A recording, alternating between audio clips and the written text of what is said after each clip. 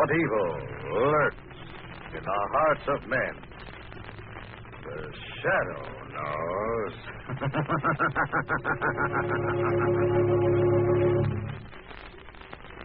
Once again, the thrilling adventures of the Shadow, the hard and relentless fight of one man against the forces of evil. These dramatizations are designed to demonstrate forcibly to old and young alike that crime does not pay. Now here's important news for all college men interested in flying. How would you like expert training at the Navy's famous Pensacola, Florida Flight Training School, the Annapolis of the air? Well, for the first time since the war, the Naval Aviation Cadet Training Program is open again. Once more, those Navy wings of gold, the ensign's commissions, and the high pay are being offered to qualified young men. Naval Academy selections are being made now, so if you're single, between 18 and 25, and with at least 2 years of college, you're eligible to apply. For full information on how to get into this thrilling program, visit your nearest Navy recruiting office. And now to the Shadow.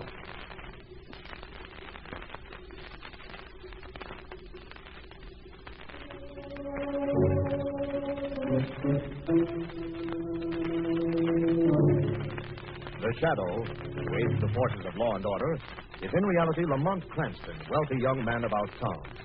Years ago in the Orient, Cranston learned a strange and mysterious secret, the hypnotic power to cloud men's minds so they cannot see him. Cranston's friend and companion, the lovely Margot Lane, is the only person who knows to whom the voice of the invisible Shadow belongs. Today's drama, Dead Man's Ride.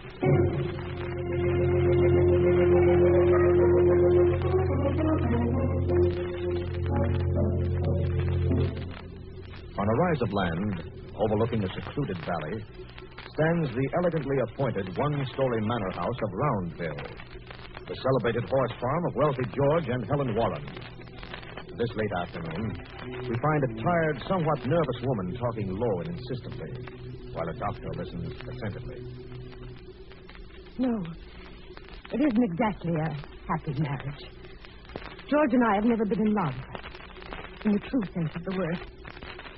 My stepfather was wealthy and ambitious socially, and he wanted me to marry George because of the prestige of the Warren name.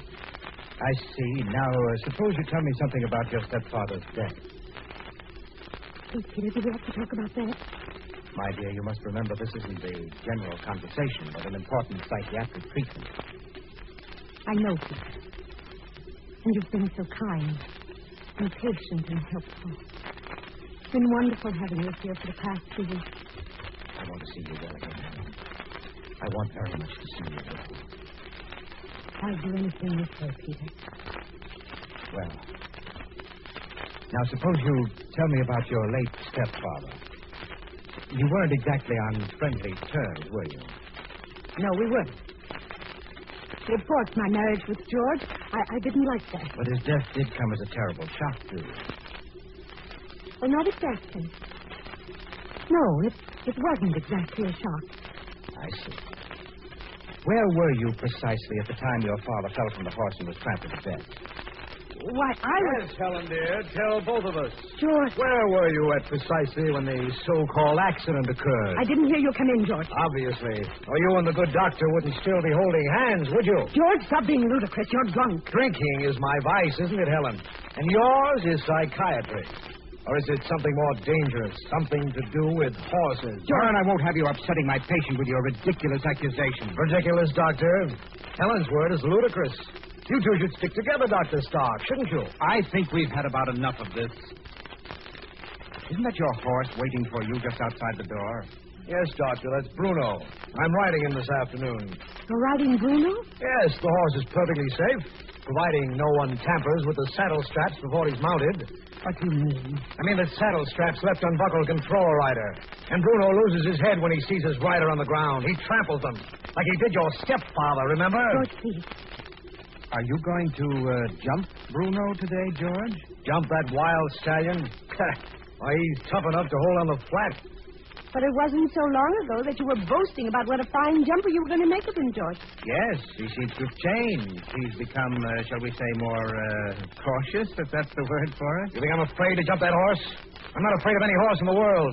I'll jump him, and I'll come back and laugh in your face. Here. I thought this was a sick room. What's all the excitement? Hello, Father. You're just in time, Mr. Warren. George is going to jump that crazy Bruno horse for the first time. Jump Bruno. No, George, I won't let you. Why, that's the horse that killed Helen's stepfather. Father, I've made up my mind.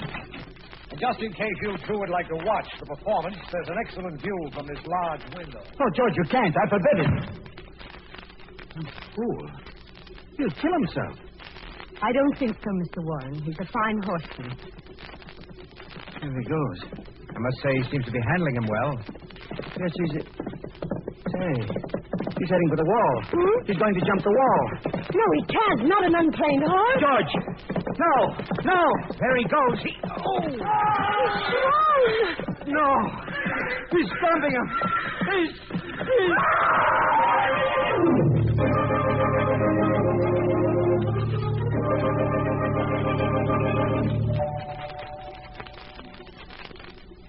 George is dead, isn't he, Peter? I'm afraid so, Helen. Mr. Warren rushed him into town to a doctor he knows, and he just phoned to say that George had passed away there without regaining consciousness. Oh. I should have gone with him. I just didn't feel up to it. Of course you didn't. You can't go anywhere until you're strong. Peter, do you think I'll ever be strong again? I'm sure you will, my dear. All you need is rest and quiet. It's terrible to say this, I know. But it will be more peaceful again now that George is gone. Won't it, Peter? Yes, I think it will. It will be a lot more peaceful here from now on. Dr. Stark, Oh, Miss Hodges. the sedative is ready, Doctor. Yes, thank you, Nurse. Helen, my dear, Miss Hodges is going to give you something to quiet your nerves so that you'll feel better in the morning. Thank you. Here you are. Drink it all down, Mrs. Warren. That's fine. Now, lie back. Close your eyes. That's it. Come on, Nurse. Leave her alone for a while. Yes, Doctor. Mr. Warren has coffee waiting in the living room. Good. I could stand some coffee.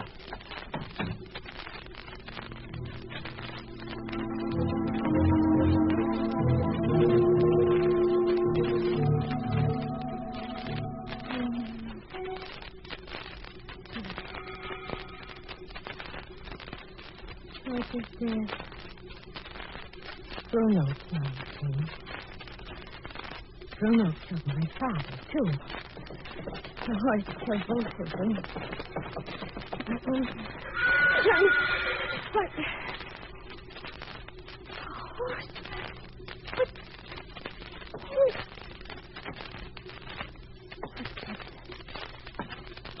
They sound like... No, it can't be. Who's there? Hello, Helen. No, go away. I've come back. Don't be afraid. You know me, Helen. You sent me to my death. No. First it was your father, Helen. Then it was me, but I've come back to you, see? I've come back. No, go away. Go away.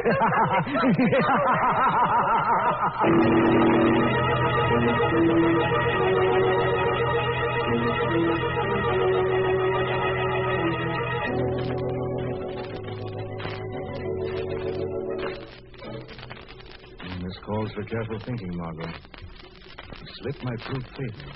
Lamont, why not just throw in your hand and admit that I'm a better Senor McPhail than you are? Huh. Cranston never gives up. Besides, I'm going to win this game. There. Now, let's see what you can do with the 10 of spades. Jim. Gin. See, that took me out with 112. Oh.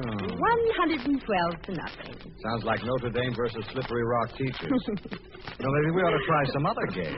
Oh, doorbell. Now, who'd be calling at this hour?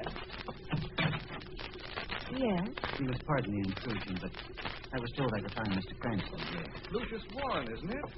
Well, won't you come in, sir? Thank you. This is Margot Lane, Mr. Warren. How do you do, How do you Mr. do? Warren? Mr. Warren and I met at the horse show last winter, Margot. His son, George, wasn't it? Went home with most of the top prizes. Say, how is George? dead, Mr. Cranston. Oh, I'm sorry. He was thrown from a horse and trampled. Terrible shock. Yes, Mr. Cranston. Terrible shock. But a man of my age learns to. But it's his wife, Helen, I'm worried about. Worried? You see, her father died in precisely the same manner a short time ago. See. Helen never quite got over it. She insists that George's ghost has appeared. Cranston, I need your help. My help, Mr. Warren? Wouldn't a psychiatrist... We have a psychiatrist attending us, Dr. Stark. It's at his suggestion that I'm here now.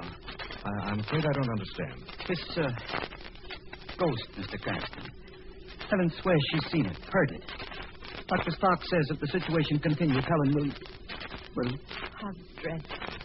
No one else at Roundville has seen or heard anything? No. Because it's non-existent. Practically all ghosts have the same distinction. But I still don't see... Mr. Cranston, if you should tell Helen that the ghost isn't there... It might convince her, is that it? Yes, I see what he means. Then you'll come? Under the circumstances, I find it almost impossible to refuse.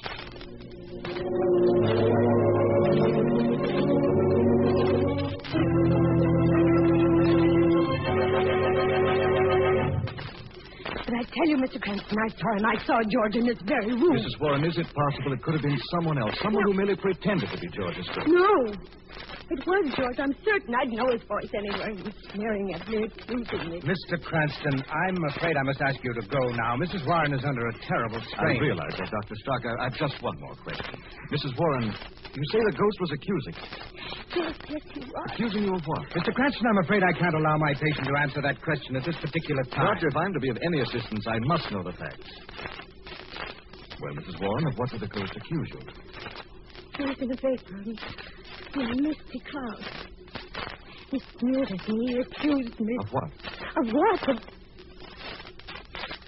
I don't know. I don't know what he accused me of. I don't know. I think you'd better leave now, Mr. Cranston. We can talk later in the library. Very well, Doctor. And we do have several things to talk about, wouldn't you say?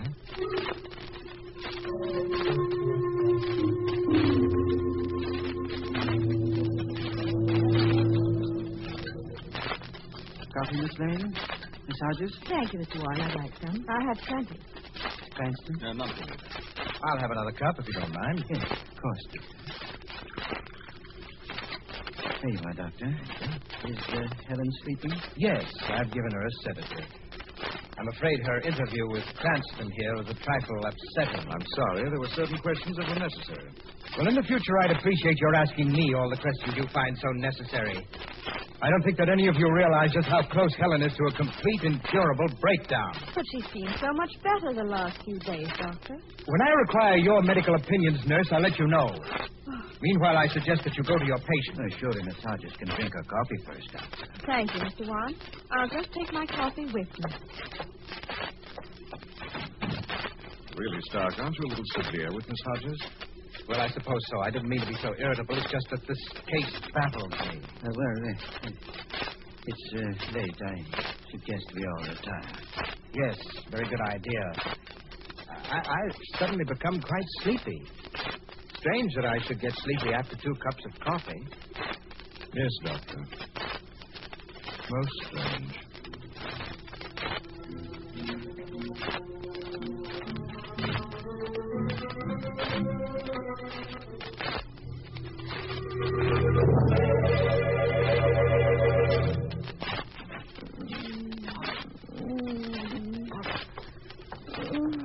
Margaret, wake up. Wake up. What was it? Come quickly.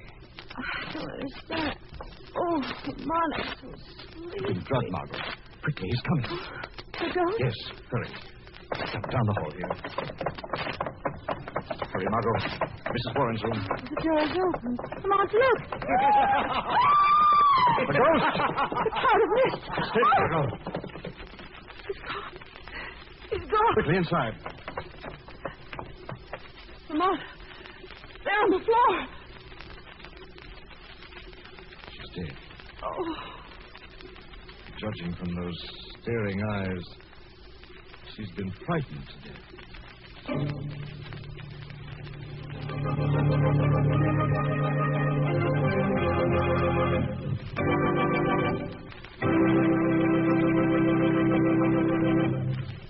return to the shadow in just a minute. A lot of Americans fought for it in the 18th century, the 19th century, and just a couple of years ago, in the Second World War. Fought for it and died for it. For what?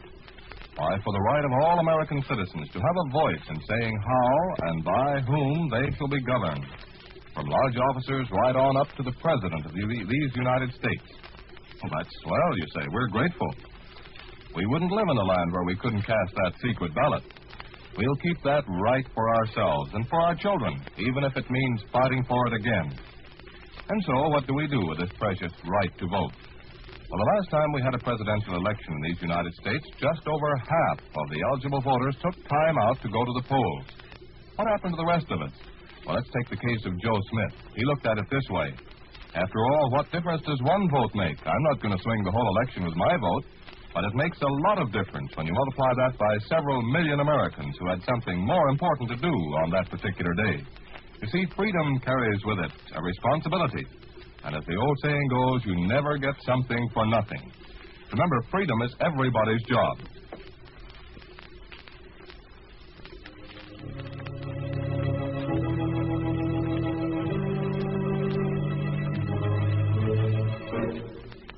Margot and Lamont have come to the Warren country home to investigate a strange, ghost-like apparition of a man on horseback, which has just taken another life in the Warren household. No. No, go away. Go away. No. It's all right, Helen. It's all over. It's all over, Doctor. Except for discovering who murdered Nurse Hodges. Murdered, Mr. Cranston? But She was frightened to death, Mr. Warren. In the eyes of the law, any death directly caused by the commission of a crime is a homicide. Look here, Cranston. What are you suggesting? Dr. Stark, real ghosts, if there are such things, don't usually go around slipping drugs, sleep-inducing drugs into coffee pots. Sure. Exactly, Mr. Warren. So that we'd all be asleep while the ghost came calling on Mrs. Warren. But Miss Hodges drank coffee. Yet she was awake when the ghost appeared. The nurse's coffee is still here, untouched. There's her cup right next to Dr. Stark's little box of sedatives. Wait a minute, Cranston. Are you implying that I put a drug in the coffee? I'm implying nothing, Doctor. As for my assumption, it's a simple matter to find out if that coffee contains a drug. We'll have it analyzed at once. But Cranston, why should... Doctor, look out. The nurse's coffee. You knocked it over. Oh, dear, how awkward of me. Yes, Doctor. Awkward is just the word I would use. Come, Margot, walk me down to the mailbox, will you? The mailbox. Yes, I wrote a letter while I sat up waiting for our ghost last night. I'd like to mail it. While we're at it, we can drop over to the stables.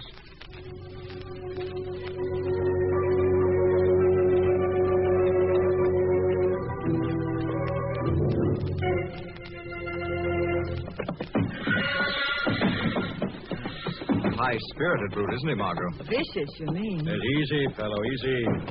Forgive me for dropping in so unexpectedly, Bruno, but we have a matter of murder to discuss. Easy. Steady, Bruno, steady. And tell him to be careful. Steady, Bruno. Steady, steady. Ah, steady, that's the boy. Easy. Just going to look at your shoe. Like this. Yeah, don't hurt a bit. I hope. Wow. Did you find something? Yes, come here, look at this. No, thanks. What is it? Steady, boy. It's mud on his shoe. Red clay, and it's fresh. Fresh clay. Yes. I saw a reddish-brown field from my bedroom window. You did? Yes. Lamont, there's an old abandoned house close to it. I saw that from my window, too. Fine. Now we can eliminate the middleman for the time being, perhaps go directly to the source. What do you mean? I mean, Margot, we're close on the heels of a ghost. Come on. Let's have a look at that house you saw from your window.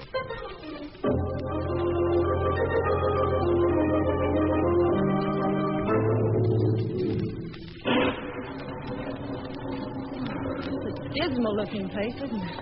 Yes, certainly no answer to the housing shortage. Come on, let's go in. What is it, Martha? Look, a light. I could swear I saw a light through that door. Took it for an instant and then went out. Come on, someone's in there. A cigarette smoke. Someone's in here, all right. Light you saw flicker must have been a match. Come on. Over there. There's something moving. Steady, Margot. I'll go see.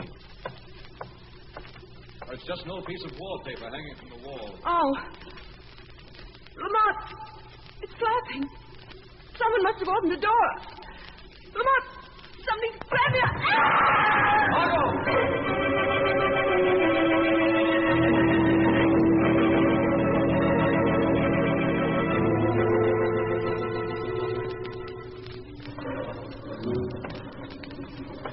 I could swear I heard something in here. What's this? The eminent psychiatrist talking to himself? What? Who's that? I don't see anyone. You can conserve your flashlight battery, Dr. Stark. No one sees the shadow. The shadow? Miss Lane, Doctor, what did you do with her? Miss Lane? You found her, Doctor. You'll answer to the shadow. But I haven't seen Miss Lane. I swear. Explain what you're doing here in this house, then, Doctor. I saw a light, and I thought I'd see... Dr. Stark, tell me what you know of the doings at Roundville. Who's behind it all? All right, I'll tell you. It's... window. Down! Get out! Dr. Stark. Doctor, who did this? Who did it? I found his hiding place. I found out what was going on. It's... Oh.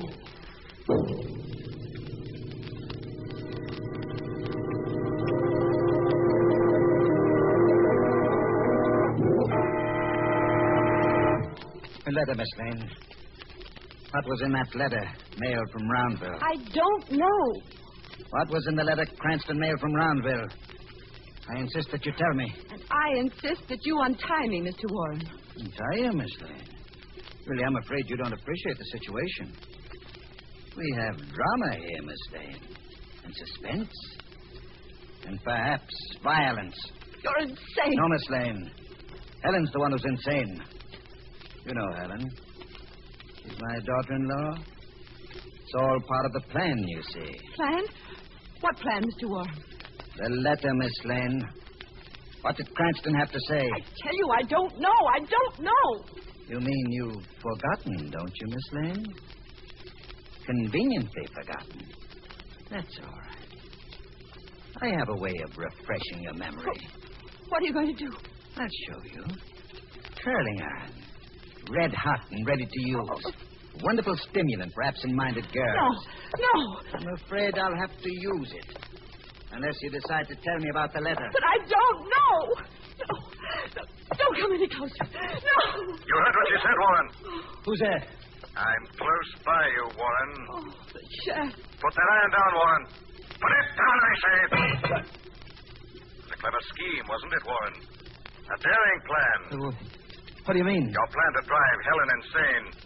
You were the one who put the drug in the coffee so that everyone would sleep through the ghost's appearance. Everyone except Helen, of course. No, you're wrong. First, you tried to make her believe she murdered her father, didn't you, Warren? No, Then when that failed to drive her mad, you hit upon this plan, didn't you? A ghostly plan to deprive her of her sanity. And all because you were greedy. That's not true. Everyone thought the aristocratic Warrens were rich. No one but you and your son knew that it was Helen who had the money, and you knew that if Helen were declared insane, her husband would gain legal control of her fortune. Her husband? But he's dead. George is dead. Is he? Look here. All right, come out. You don't have to pretend to be dead and a ghost any longer.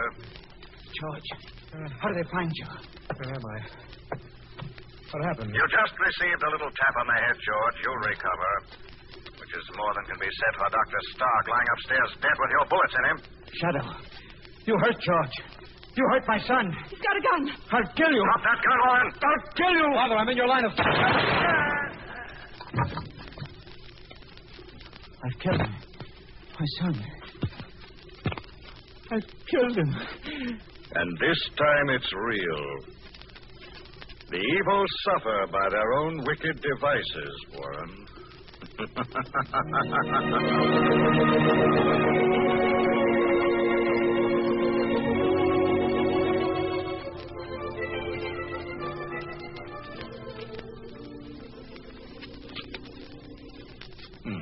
Here you are, Margot. Here's a card I'm sure you can't have any possible use for. Gin. Gin? Gin. Lamont, there's one thing that still bothers me. That's your deal. Well, what bothers you? The vapor. Misty cloud around the ghost. Oh, I was onto that from the beginning, Margot. Dry ice. Dry ice? Mm-hmm. When dry ice is immersed in water, it vaporizes. Carbon dioxide vapor. Oh. Well, how do you account for the fact that neither Dr. Stark nor Helen saw the supposed body of George nor went to the supposed doctor's office? Well, Helen was ill with shock. Dr. Stark was at her bedside. Oh, this is what I call a good hand. Thank you. My pleasure. Isn't it nice to see Helen Warren up and around and well again? Yeah, it certainly is nice. It's a terrible experience. Lamont, why did Mr. Warren come to see you in the first place? Well, he was afraid Dr. Stark wouldn't accept the apparition. He had to have an outside authority to be a witness to his son's ghost. There's just one more thing. What one more thing? That letter you mailed. The one Warren almost killed me for. What was in it? Oh, that. Well, I'd been forgetting to mail it for days. I merely mentioned it as a means of stirring up someone's suspicious nature. I actually did send away for something. Ah, here. Giving you the 6 of hearts. Gin. Gin? Gin. What did you send away for, Lamont? A book. A book? What book? It's called How to Win at Gin Rummy.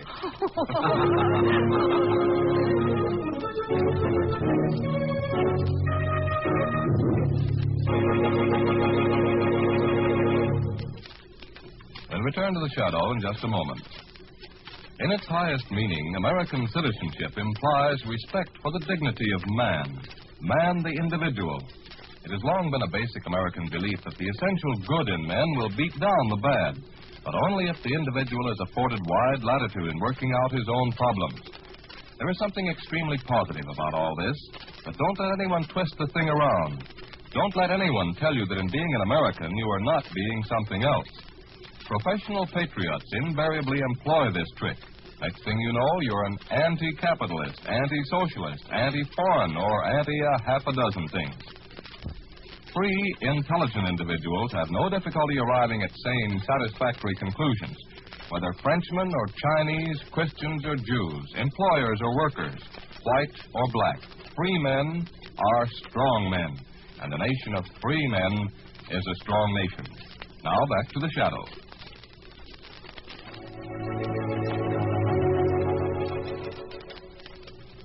This story is copyrighted by Street and Smith Publications, Incorporated. All names and places are fictitious. Any similarity to persons living or dead is purely coincidental. Listen again next week, same time, same station, when the shadow will again demonstrate that The weed of crime bears bitter fruit.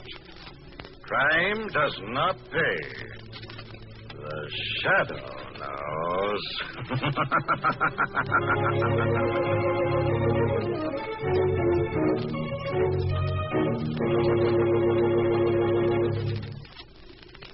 Next week, same time, same station, another strange and thrilling adventure in the Shadow's daring battle against the forces of evil. Suppose you are driving along peacefully and suddenly one of those extra loud horns is blasted at you by an impatient driver who's in a hurry to get around you or make you hustle up too. Does it get your goat? Well, that's understandable. But let them blow their horns. Let them pass you. Let them have the right-of-way if need be. Let them live. And keep living yourself. The part of Lamont Cranston was played by Brett Morrison, Margot by Grace Matthews. This is the Mutual Don Lee Broadcasting System.